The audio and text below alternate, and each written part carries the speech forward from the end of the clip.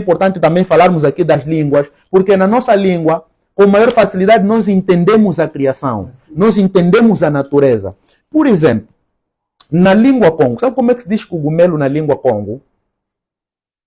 Diz-se buco. Sabe como é que se diz livro na língua Congo? Buco.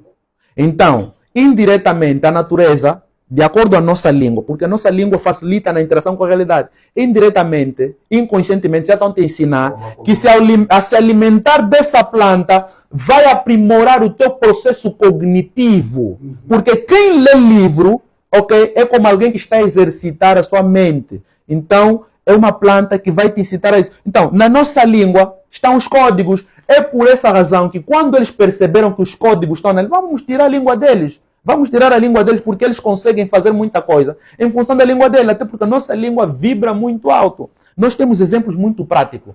Por exemplo, na língua Congo, na pronúncia umbundo, sabe como é que se chama o criador? Suco. Literalmente falando, suco é o quê? Esconderijo. Suco é esconder, é mata. Uma mata onde você vai se esconder, onde você sabe que aqui estou protegido.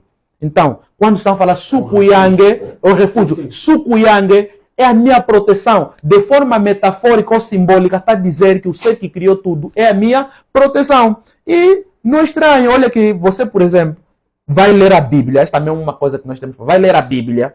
Tem uma parte em Salmos que diz: aquele que habita no esconderijo do Altíssimo, a sombra do Omnipotente descansará. Ok? É suco. É suco. E essa é uma questão também que nós temos. Congo voltou no mapa.